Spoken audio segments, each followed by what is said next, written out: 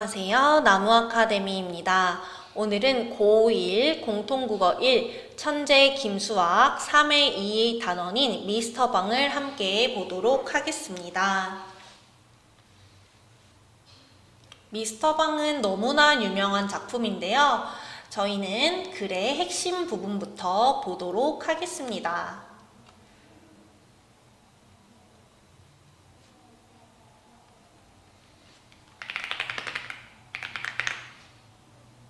짚어보고 갈게요. 자, 이 소설은요, 단편 소설이자 그 시대 당시, 집필 당시의 세태를 잘 드러내고 있는 세태 소설이고요.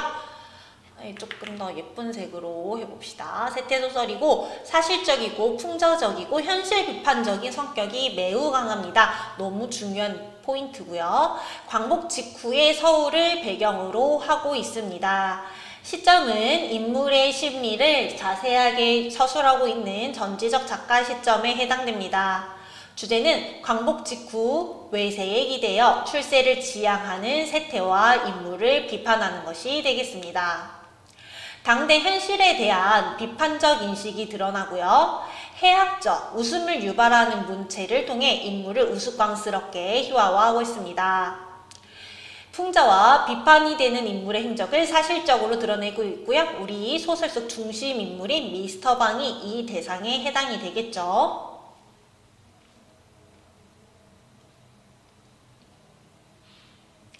자, 처음 발단은 미스터 방이 거들먹거리는 백주사와 술잔을 기울이고 백주사는 미스터 방의 보잘것없는 과거를 떠올리는 것으로 시작합니다. 미스터 방이 S소위에게 접근하여 미군이죠. 미국 쪽이에요. 접근하여 그의 통역관이 되고 출세길에 오르는 내용이 나타나고요. 한편 친일 행각을 하다 해방이 되자 몰락한 백주사가 자 미스터 방도 부정적인 인물인데요. 여러분 이 백주사라는 인물도 친일 행위를 했다는 거에서 부정적인 인물이라고 볼 수 있겠네요. 미스터 방에게 보복을 부탁하지만요. 미스터 방의 실수로 양친물을 S소위의 얼굴에 뱉어서 S소위에게 턱을 얻어맞으면서 작품이 마무리되고 있습니다. 자, 너무너무 중요한 부분인데요, 여러분. 이 작품의 희화화, 풍자, 비판적인 성격들을 잘 정리해 두셔야 돼요. 인물을 우스꽝스럽게 묘사함으로써 독자의 웃음을 유발함과 동시에 자, 인물을 이렇게 부정적인 인물을 조롱하여 비판적으로 바라보게 하는 거죠. 덧붙여 사회의 모순과 부조리도 함께 비판하는 기능을 가지고 있습니다. 이런 부분들이 희화화가 나타낸 대목이라고 볼 수 있겠네요. 지문을 함께 보도록 하죠. 자, 술 먹는 장면부터 제시가 되고 있고요. 자, 그러지 않아도 이즘 의기자못 양양한 참인데 거기다 술까지 들어가 판이고 보니 가뜩이나 기운이 불끈불끈 솟고 하늘이 돈짝만한 것 같은 모양이었다. 서술자가 방산복의 내면을 제시하는 부분입니다, 여러분. 자, 서술자 시점이 뭐라고 있었죠? 전지적 작가 시점이라고 했었어요. 전지적 작가 시점의 특징은 이렇게 인물의 내면 심리를 독자에게 심층적으로 알려줍니다. 내 참 너흰 말이 아니라 참 거칠 것 없어, 거칠 것 흥.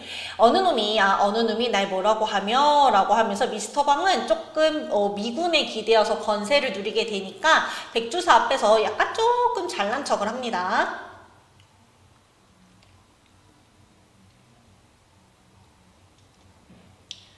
자, 그러고는 시꺼먼 손등으로 입술을 쓱. 자, 나는 출세를 했지만요. 이러한 뭔가 지저분한 본질적인 습관이 변하지 않았음을 드러내고 있고요. 술도 미국 사람 내가 문명했죠. 죄산 사람은 안직도 멀었어 라고 하면서 조선을 비하하고 미국을 추앙하는 방산복의 4대주의적 태도가 드러나고 있습니다. 자, 백주사는 친일 행위가 이제 끝나고 난 뒤 보복을 부탁해야 하는 상황에서 방산복의 비위를 맞추고 있죠. 아유, 네 말대로 조선은 아직 멀었다 라고 하면서 똑같이 자기도 맞장구를 치고 있고요. 기회주의자인 성격을 드러내고 있습니다.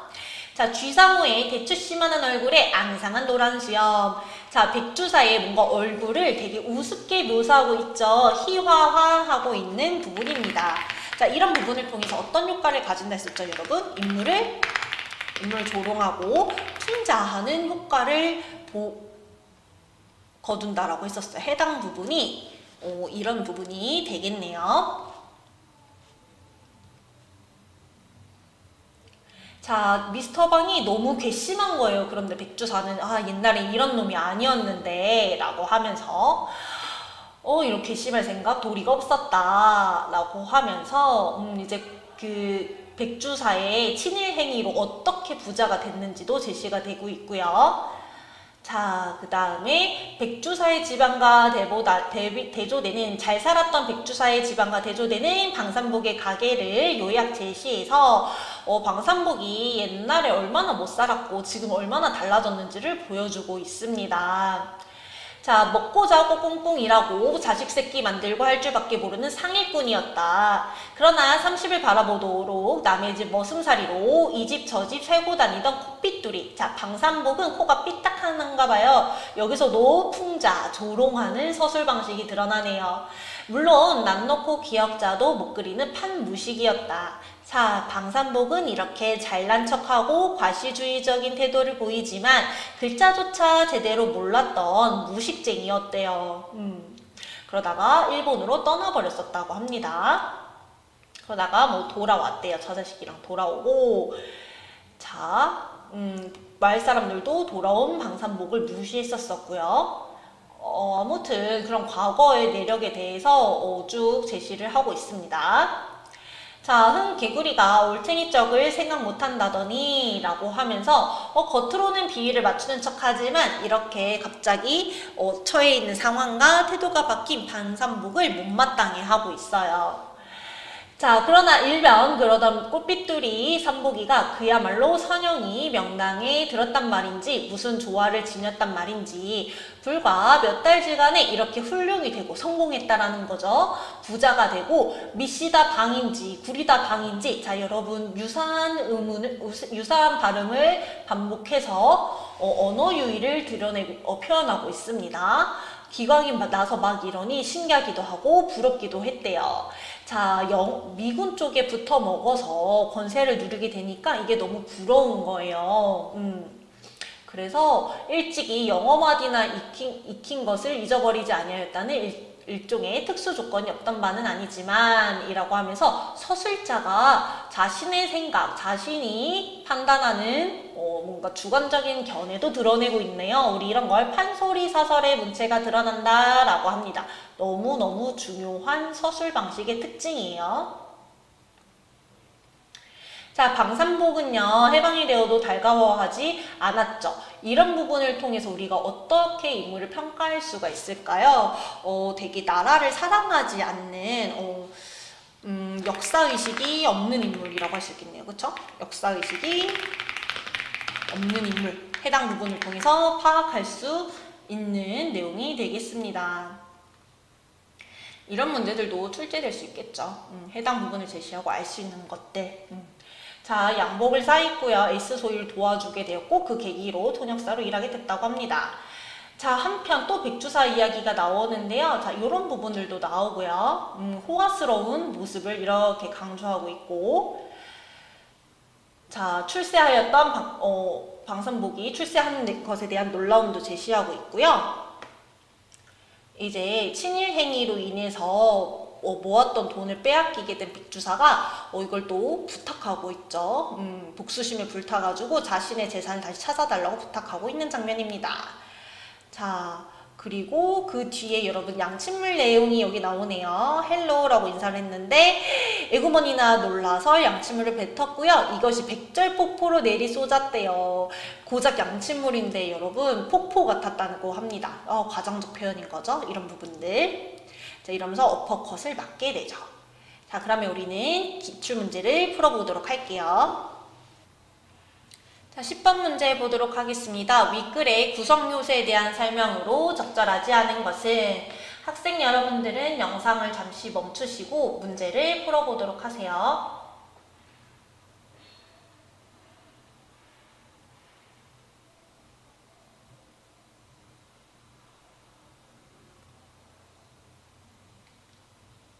정답은 5번입니다.